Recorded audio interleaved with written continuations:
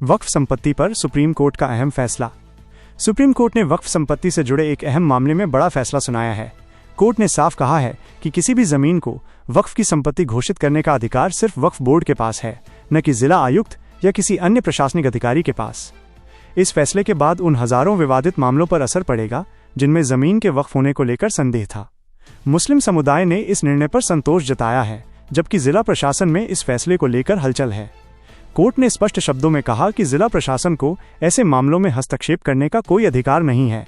यह फैसला वक्फ संपत्तियों की सुरक्षा के लिए एक महत्वपूर्ण कदम माना जा रहा है।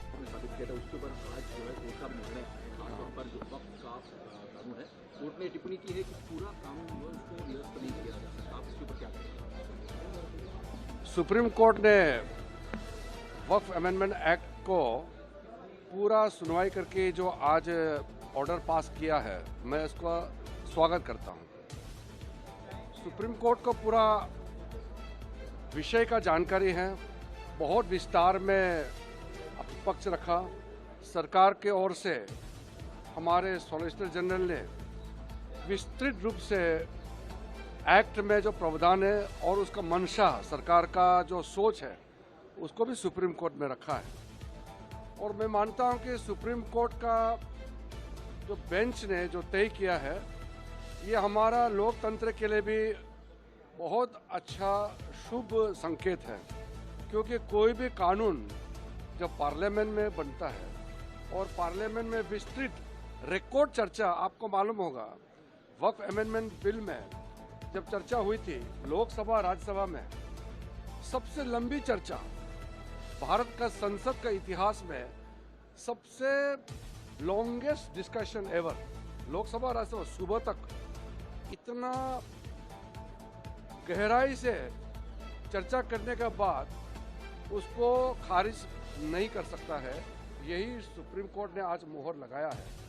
और दूसरी बात यह है कि वक्फ अमेंडमेंट एक्ट में जो प्रावधान है वो संपूर्ण रूप से पूरे मुस्लिम कौम के लिए फ़ायदा पहुंचाने वाला है।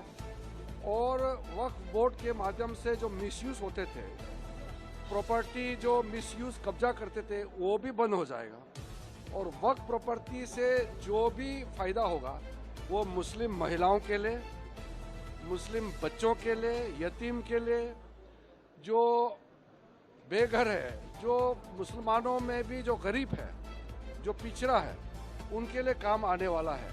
इसलिए सुप्रीम कोर्ट के जजमेंट से मैं संतुष्ट हूं। और क्योंकि देश का सर्वोच्च न्यायालय है, सुप्रीम कोर्ट से जब कोई भी निर्णय आता है तो उसका प्रभाव होता है। और एक तरीके से पार्लियामेंट ऑफ इंडिया का जो डिसीजन है उसको कायम रखा।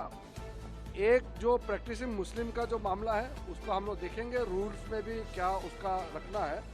लेकिन ओवरऑल जो पूरे डिटेल तो मैंने अभी जजमेंट पढ़ा नहीं है, लेकिन जजमेंट को स्पिरिट और जो पूरा संपूर्ण ऑर्डर का भाव को मैं कहना चाहता हूँ कि हमारे लिए, देश के लिए बहुत अच्छा जजमेंट आया। और डेमोक्रेटिक इंडिया के लिए, पार्लियामेंट्री डेमोक्रेसी के लिए ये जजमेंट बहुत अच्छा संकेत है। कुछ लोग सुप्रीम कोर्ट में बिना मतलब चैलेंज करता है, पार्लियामेंट का अथॉरिटी को चैलेंज नहीं कर सकता है, कोई प्रावधान को लेकर के जरूर चैलेंज कर सकता है, लेकिन सुप्रीम कोर्ट ने उसका भी अपना मोहर लगाया है।